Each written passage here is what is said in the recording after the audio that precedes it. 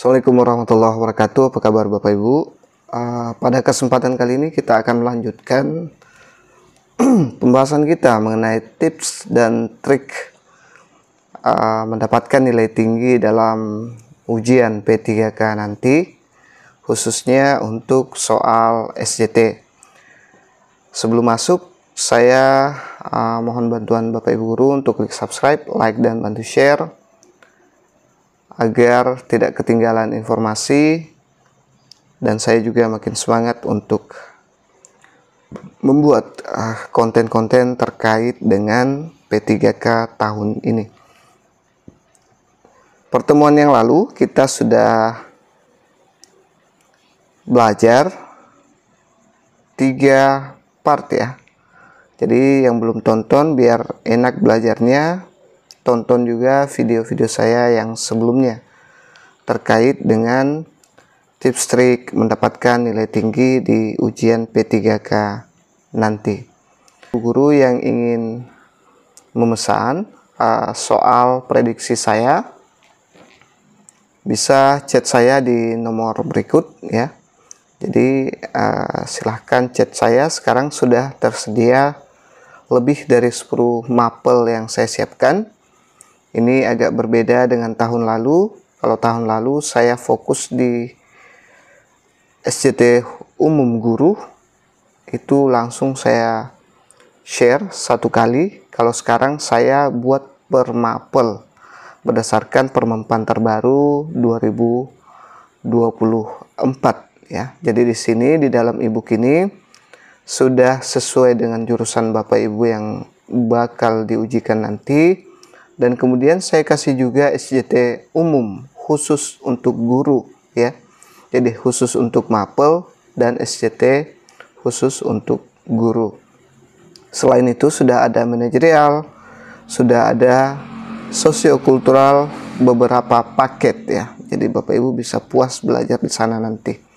Insya Allah kalau ini dimaksimalkan, saya yakin nilai tertinggi Bapak Ibu bakal raih nanti. Karena di kelulusan P3K tahun ini tidak ada ambang batas, tidak ada passing grade, yang ada hanya perengkingan. Jadi ranking tertinggilah yang bakal menduduki formasi atau mengisi formasi. Seperti itu. Kita langsung masuk ke tips trik yang ke-9. Ini dia, dari kemarin kita sudah bahas dari 1 sampai 8. Sekarang kita sudah berada di 9 ya. Nah, ini. Jadi yang belum tonton video saya mulai part 1, ditonton ya Bapak Ibu biar enak. Oke, sekarang kita sudah berada di sini ya. Berpikir jangka panjang. Nah, maksudnya adalah saat menjawab soal, pilih tindakan yang tidak hanya menyelesaikan masalah sesaat, tetapi juga membantu pencegahan ya, dan pembelajaran jangka panjang. Solusi jangka panjang sering melibatkan refleksi dan tindakan proaktif. Contoh, jika ada masalah perilaku di kelas, alih-alih hanya memberikan hukuman, mempertimbangkan tindakan yang melibatkan pembinaan karakter atau diskusi terbuka agar siswa belajar dari kesalahan mereka. Kita langsung masuk ke contoh soal pengambilan keputusan terkait berpikir jangka panjangnya. Sebagai guru, Anda diminta untuk memberikan kontribusi dalam meningkatkan budaya membaca di sekolah.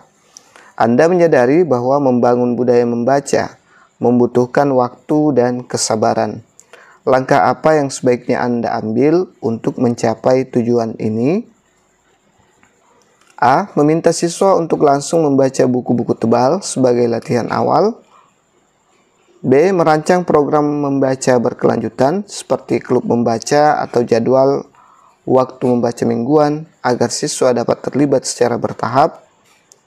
C. Memberikan hukuman kepada siswa yang tidak tertarik membaca agar mereka lebih disiplin. D. Fokus pada siswa yang sudah gemar membaca dan mengabaikan siswa yang kesulitan atau kurang tertarik.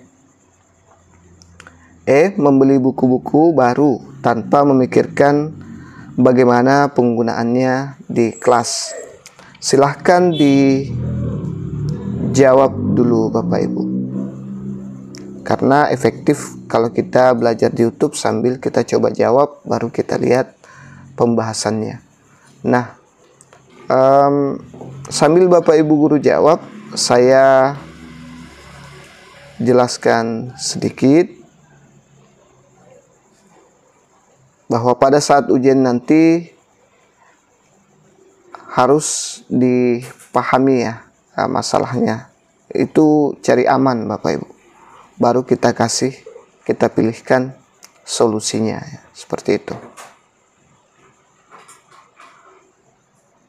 Usahakan kuasai yang 11 tips trik ini, kemudian pakai juga di 2023 tips trik saya. Kita lihat jawabannya. Jadi jawaban terbaik ada di opsi B ya.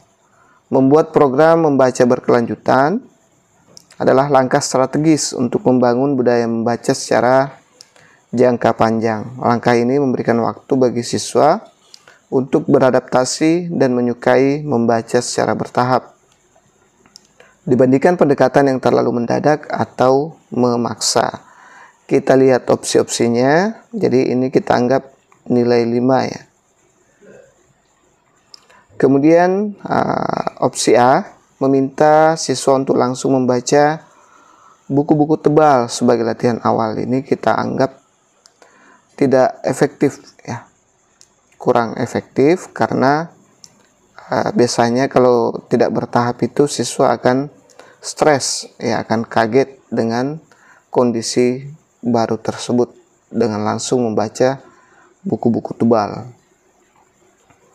Memberikan hukuman kepada siswa yang tidak tertarik membaca agar mereka lebih disiplin. Nah, ini saya bilang hindari untuk memberikan hukuman. Fokus pada siswa yang sudah gemar membaca dan mengabaikan siswa yang kesulitan atau kurang tertarik. Nah, ini tidak adanya kesetaraan seperti di poin ke-7 ya. Harusnya ini diimbangi antara yang gemar membaca dan kesulitan atau kurang tertarik dalam membaca. Membeli buku-buku baru tanpa memikirkan bagaimana penggunaannya di kelas. Anggaplah saya ini, karena ini ada usahanya ya, saya kasih 4, dan ini saya kasih 1 karena ada kata ini ya. Jadi jangan terpancing dengan jawaban yang panjang. Hati-hati jebakannya. Baik, kita lanjut ke soal berikutnya. Anda mengamati bahwa nilai rata-rata siswa dalam ujian matematika semakin menurun selama 1 semester terakhir. Apa langkah terbaik yang Anda lakukan untuk mengatasi masalah ini dalam jangka panjang? A. Memberikan soal latihan yang sangat banyak agar siswa lebih terbiasa mengerjakan soal. B. Menyusun program remedial secara bertahap dan menganalisis kelemahan siswa melalui asesmen diagnostik. C. Meminta siswa belajar sendiri di rumah tanpa campur tangan dari guru. D. Fokus meningkatkan nilai dalam waktu singkat tanpa memikirkan proses belajar siswa. Dan E. Memberikan nilai tambahan sebagai insentif agar siswa lebih termotivasi. Baik, silakan dijawab dulu Bapak Ibu. Sambil Bapak Ibu jawab, ini soal-soal dari part 1 sampai part 4 ini adalah soal-soal SJT umum ya, yang saya ambil untuk semua mapel. Nanti di e-book yang Bapak Ibu pesan ada khusus matematika misalnya, membahas matematika, dan ada khusus umum, dan ada SJT umum seperti ini. Semua mapel, cuman ini bisa diterapkan juga di mapel lain Bapak Ibu kalau soal seperti ini ya. Semua mapel sebenarnya bisa kena. Baik, kita lihat jawabannya. Saya yakin Bapak Ibu sudah kunci. Jadi jawaban terbaik adalah opsi B ya. merancang program remedial, dan menganalisis kelemahan siswa. Melalui diagnostik adalah solusi jangka panjang yang efektif. Langkah ini membantu siswa memahami konsep dasar sebelum melangkah ke materi yang lebih kompleks, sehingga hasil belajar akan meningkat secara berkelanjutan. Nah, ini bisa di mapel lain juga. Kasus ini bisa terjadi di mapel lain juga, maksud saya. Kita lihat opsi satu persatu ya. Opsi A memberikan soal latihan yang sangat banyak agar siswa lebih terbiasa mengerjakan soal. Kalau terlalu banyak, nanti siswanya bisa-bisa stres ya. Terlalu banyak soal untuk dikerjakan. Meskipun ini sebenarnya untuk kebaikan siswa ya. Sama dengan yang saya kasih e-booknya, saya kasih sekitar 300 lebih. Kurang lebih 300 soal. Itu bisa membuat Bapak Ibu stres kalau lihat itu, tapi ini untuk kebaikan Bapak Ibu juga. Selanjutnya, meminta siswa belajar sendiri di rumah tanpa campur tangan dari guru. Ini bisa-bisa nanti pembelajarannya tidak terarah ya, tidak runtut. Kemudian fokus meningkatkan nilai dalam waktu singkat tanpa memikirkan proses belajar siswa. Nah, ini tidak memikirkan jangka panjang, hanya nilai akhir saja. Kemudian memberikan nilai tambahan sebagai insentif agar siswa lebih termotivasi. Ya, oke lah. Saya kasih ini 4. Saya kasih ini 3. Dan saya kasih 2. Kemudian ini 1 ya.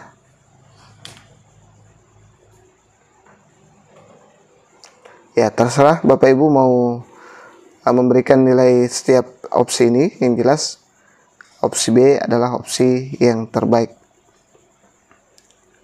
Usahakan nanti saat ujian mainnya di 45 saja, jangan sampai turun di 3, apalagi turun di 2, 1.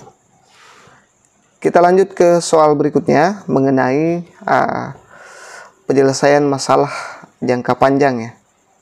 Sekolah Anda berencana menerapkan pembelajaran berbasis teknologi dalam 5 tahun ke depan. Sebagai guru, Anda menyadari bahwa Anda perlu menyesuaikan keterampilan Anda agar siap menghadapi perubahan tersebut. Apa tindakan yang sebaiknya Anda ambil? A. Menunggu hingga pihak sekolah memberikan pelatihan teknologi. B. Mulai mengikuti pelatihan atau kursus teknologi secara mandiri untuk mempersiapkan diri lebih awal. C. Mengabaikan perubahan tersebut karena merasa tidak perlu mempelajari teknologi baru. D. Hanya memanfaatkan teknologi dasar yang sudah diketahui tanpa usaha meningkatkan keterampilan. Dan E. Menunda belajar teknologi sampai perubahan tersebut benar-benar terjadi.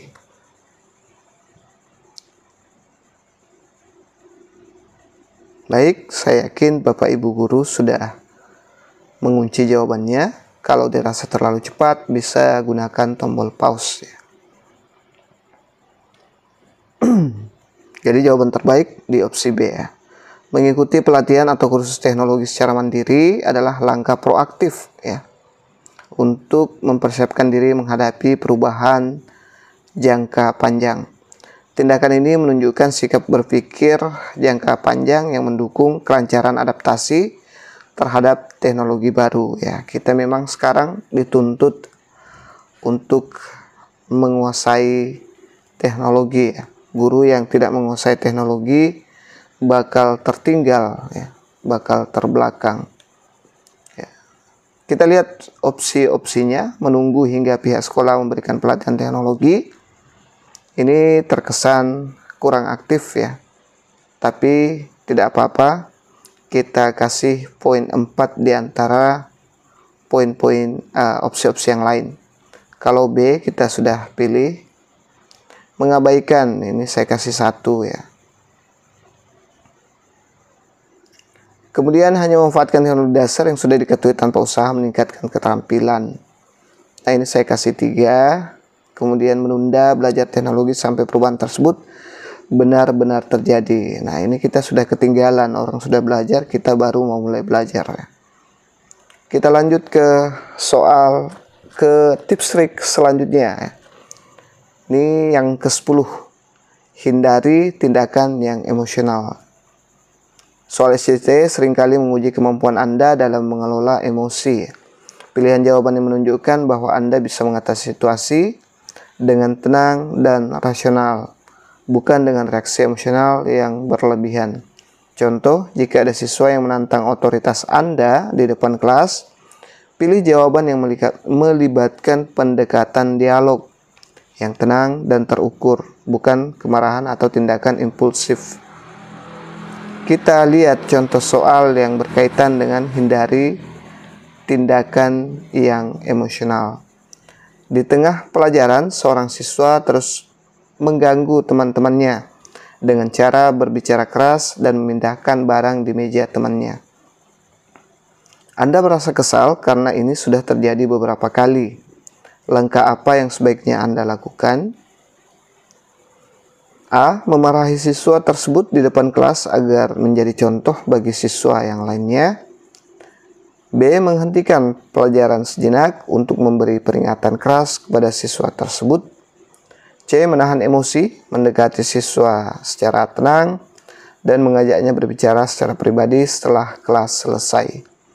D. Meminta siswa lain untuk menegur temannya agar mereka merasa malu.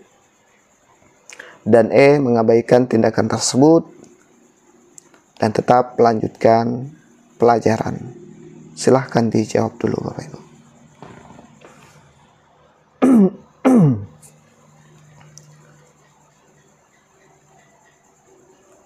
Baik, saya yakin Bapak Ibu sudah mengunci jawabannya. Kita lihat, jadi pilihan terbaik adalah opsi C.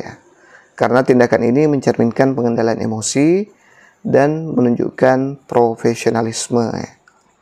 Guru tidak bertindak impulsif dan memilih untuk menyelesaikan masalah secara personal dan bijak. Nah, itulah perbedaan guru profesional zaman saya dengan zaman sekarang. Kalau sekarang hanya SJT saja. Kalau zaman saya dulu, waktu PPG, ada yang namanya TKP, tes kompetensi kepribadian. Tapi mirip-mirip juga Bapak Ibu dengan SJT ini. Nah, kita lihat, jadi kita anggap opsi C punya nilai tertinggi ya. Kemudian, memarahi siswa tersebut di depan kelas akan menjadi contoh bagi siswa yang lainnya. Ini saya kasih poin 3 Bapak Ibu. Kemudian, menghentikan pelajaran tersejenak untuk memberi peringatan keras kepada siswa tersebut. Ini saya kasih 4 dibanding opsi-opsi yang lainnya. Kemudian meminta siswa lain untuk menegur temannya agar mereka merasa malu. Ini saya kasih 2. Dan yang mengabaikan saya kasih nilai 1. Jadi hindari ini. Kita lanjut ke soal berikutnya. Jangan lupa subscribe, like, dan bantu share. Anda sedang memeriksa tugas siswa di rumah dan Anda menemukan bahwa seorang siswa telah menyalin tugas dari temannya. Hal ini membuat Anda merasa kecewa dan marah. Apa langkah yang paling tepat dilakukan? A. Membawa tugas tersebut ke kelas dan memarahi siswa tersebut di depan teman-temannya agar menjadi pelajaran. B. Memberikan nilai 0 pada tugas tersebut tanpa memberitahu siswa yang bersangkutan. C. Memanggil siswa tersebut ke ruangan guru dan mengonfirmasi perbuatannya dengan nada tenang. D. Membahas masalah ini dengan seluruh kelas agar tidak terulang di kemudian hari. Dan E. Mengabaikan kejadian ini karena mungkin siswa sedang mengalami tekanan tertentu. Silahkan dijawab dulu Bapak Ibu.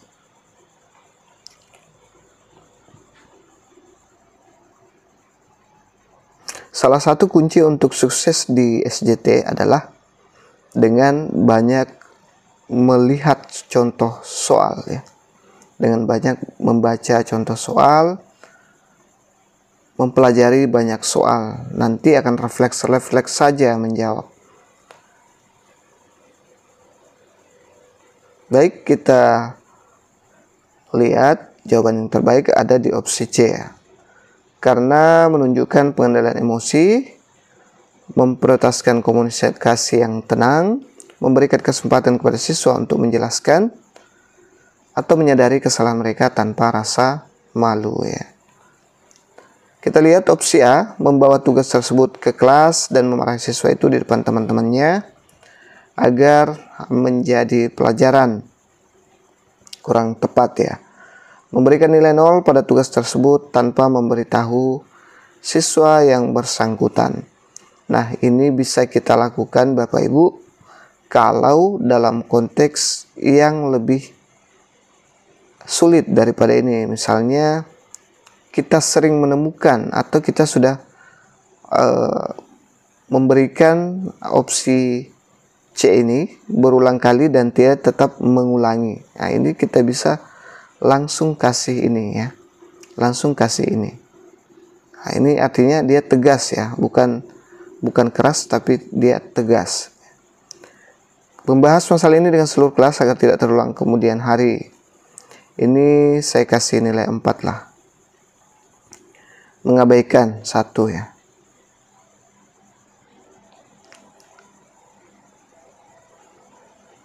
Oke, ini saya kasih nilai 3. Dan ini saya kasih nilai 2. Baik, kita lanjut ke soal berikutnya. Seorang siswa tiba-tiba mengajukan protes dengan nada keras di depan kelas karena merasa nilainya tidak adil. Situasi ini membuat suasana kelas menjadi tegang dan Anda merasa terganggu. Apa yang sebaiknya Anda lakukan untuk menyelesaikan masalah ini? A.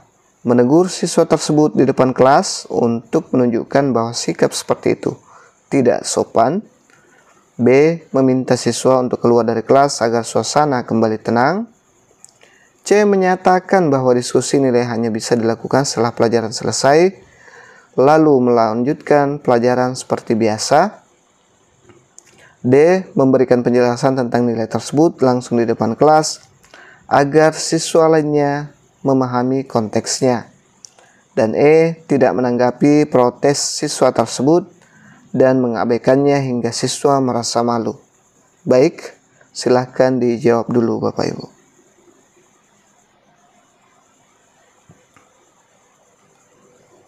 Jadi soal-soal ini bisa terjadi ke semua mapel ya, semua jurusan.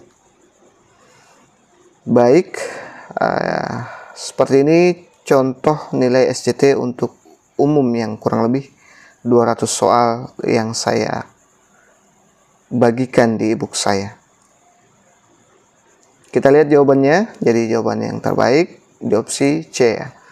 Menunjukkan bahwa guru mengendalikan situasi dengan tenang tanpa bersikap emosional ya.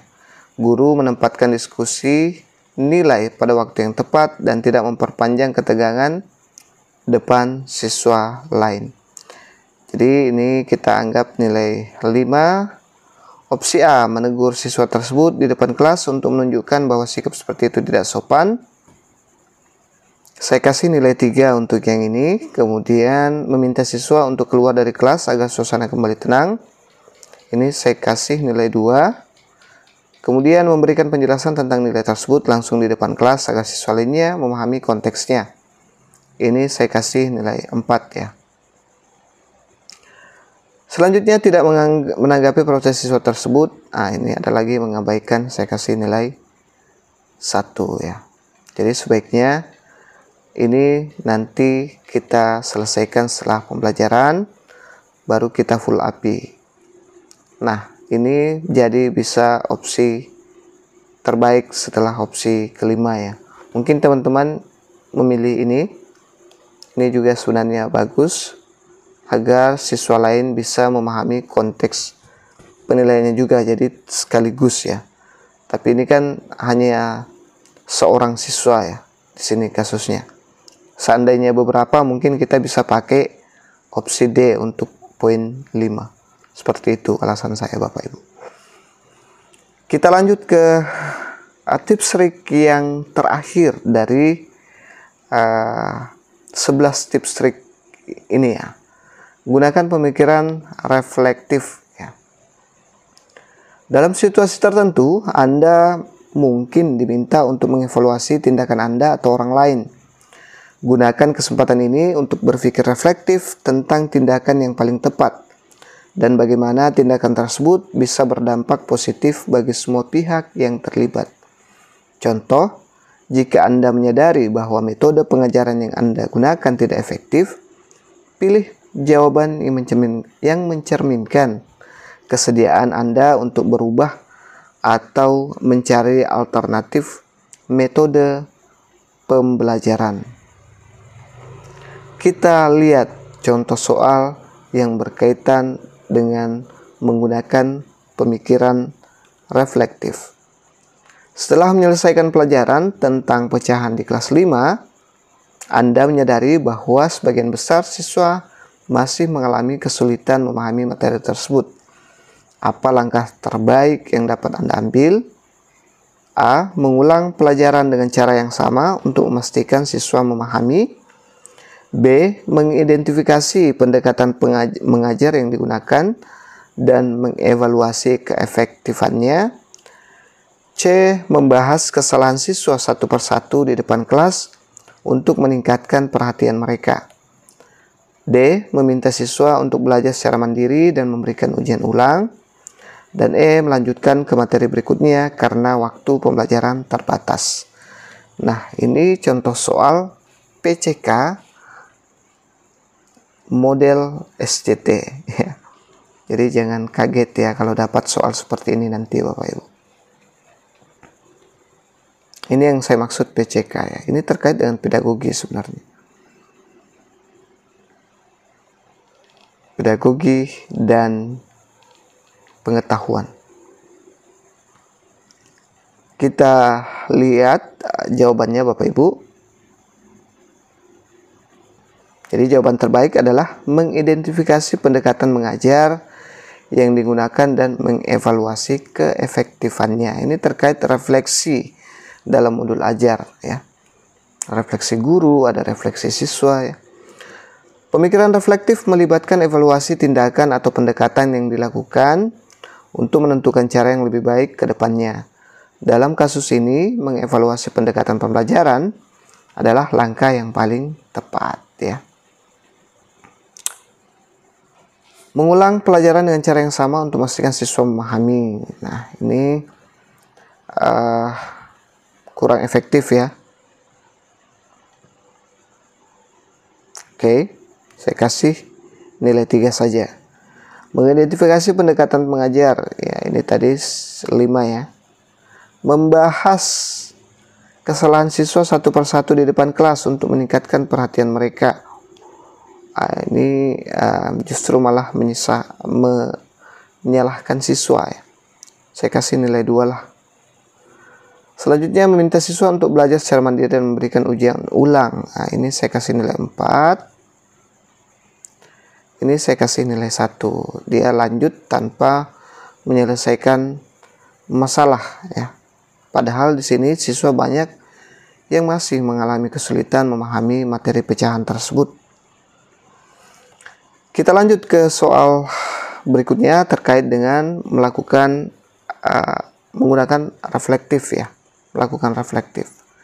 Seorang siswa di kelas Anda sering mengganggu teman-temannya saat pembelajaran berlangsung. Setelah kejadian ini terus berulang, apa yang sebaiknya Anda lakukan? A. Mengingat kembali strategi manajemen kelas yang telah dilakukan dan mempertimbangkan penyesuaian. B. Memberikan hukuman tegas agar siswa tersebut tidak mengulangi perilakunya. C. Mengabaikan siswa tersebut dan fokus pada siswa yang lain yang lebih kooperatif. D. Memanggil orang tua siswa tersebut untuk memberi peringatan tanpa mendalami akar masalah. Dan E. Menyalahkan siswa atas kegagalannya mengikuti aturan kelas. Silahkan dijawab dulu Bapak Ibu.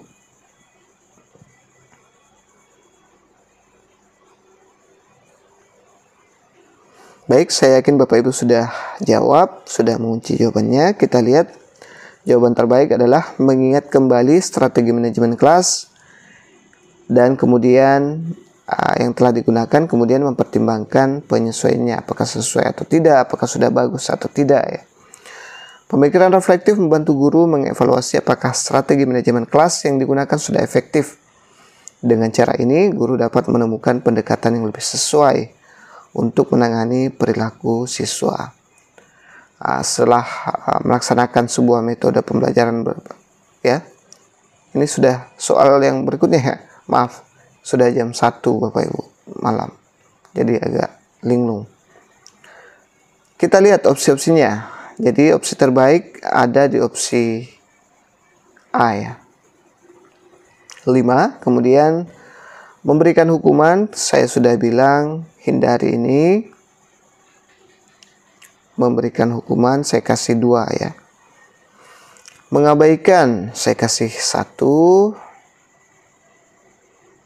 Nah, ini juga selain mengabaikan, dia juga tidak menunjukkan, tidak memberikan kesetaraan pembelajaran di dalam kelas. Hanya fokus kepada siswa yang lebih kooperatif saja. Memanggil orang tua siswa, saya kasih nilai 4 saja. Ini kan tergantung opsinya Bapak Ibu. Kemudian menyalahkan, ini saya kasih nilai 3. Nah, ini malah menyalahkan orang lain ya. Seperti itu. Oh, ini yang 2 ya. Ini yang 2. Ini yang 3. Maksudnya nilainya ini berdasarkan pilihan yang ada di sini ya. Sebenarnya ini buruk-buruk semua Bapak Ibu. Ini memanggil orang tua tanpa mendalami akar masalah juga sebenarnya buruk juga. Seperti itu ya. Semoga difaham. Kita lanjut ke soal berikutnya. Setelah melaksanakan sebuah metode pembelajaran berbasis proyek di kelas 6, Anda mendapati hasil belajar siswa beragam. Beberapa siswa antusias, sementara yang lain merasa kesulitan. Bagaimana Anda akan merefleksikan pengalaman tersebut? A. Menyesuaikan metode pembelajaran proyek agar lebih inklusif dan mempertimbangkan kebutuhan siswa yang beragam. B. Melanjutkan metode yang sama tanpa perubahan karena sebagian siswa sudah antusias. C. Mengganti sepenuhnya metode berbasis proyek dengan metode ceramah untuk semua siswa. D. Memberikan perhatian lebih kepada siswa yang kesulitan tanpa melakukan evaluasi terhadap metode pembelajaran. Dan E. Menunda refleksi dan mencoba metode lain di pelajaran berikutnya tanpa mengevaluasi hasil sebelumnya. Silahkan dijawab dulu Bapak Ibu. Setelah tips trik ini selesai, Bapak Ibu guru bisa kembali ke SJT 2023. Di sana banyak juga tips trik yang saya taruh di sana Bapak Ibu. Bisa dipakai saat ujian nanti. Insya Allah ke depannya, sambil Bapak Ibu jawab ya. Insya Allah ke depannya kita akan lanjut dengan mencoba kita kasih pembahasan per mapel ya, biar Bapak Ibu lebih fokus ya. Kita lihat jawabannya. Jadi jawaban terbaik adalah menyesuaikan metode pembelajaran proyek agar lebih inklusif dan mempertimbangkan kebutuhan siswa yang beragam. Pemikiran reflektif bertujuan untuk mengevaluasi berdasarkan hasil yang diperoleh. Dengan menyesuaikan metode, guru dapat memastikan pembelajaran lebih inklusif dan mendukung untuk semua siswa. Karena ini sudah mencakup kesemuanya ya, sudah mencakup kesetaraan, sudah reflektif, sudah sesuai dengan kasus yang diberikan ya. Kita lihat satu persatu opsinya. Opsi A kita kasih, kita anggap jawaban terbaik, kita kasih poin 5. Ini kita kasih poin 4 karena sudah dianggap bagus, sudah dianggap banyak yang antusias, makanya ini tidak diganti ya. Kemudian mengganti sepenuhnya metode berbasis proyek dengan ceramah proyek itu lebih dianjurkan karena lebih bagus dibanding ceramah. Justru ceramah lebih memperburuk keadaannya. Memberikan perhatian lebih kepada siswa yang kesulitan tanpa melakukan evaluasi terhadap metode. Nah, ini langsung memberikan ya. Nah, kita kasih nilai 2 saja ya. Menunda refleksi dan mencoba metode lain di pelajaran berikutnya tanpa mengevaluasi hasil. Nah, ini mirip-mirip saja. Jadi 1 dan 2 bermain di sini saja ya. Baik, Bapak Ibu, semoga difaham ini. Nah, itu saja dulu yang sempat saya share. Semoga 11 tips trik ini bisa bermanfaat untuk Bapak Ibu guru. Bagi yang berminat untuk memesan ebook untuk prediksi soal P3K saya, bisa chat saya di nomor WhatsApp saya. Insya Allah kedepannya saya akan bahas per mapel. Saya tunggu waktunya sekitar 24 jam. Bagi Bapak Ibu yang ingin lebih dulu dibahas mapelnya, silahkan berkomentar di kolom komentar Bapak Ibu. Nanti kita akan bahas prediksi soal per mapel insya Allah kalau dikasih kesempatan dan kesehatan. Demikian. Wassalamualaikum warahmatullahi wabarakatuh.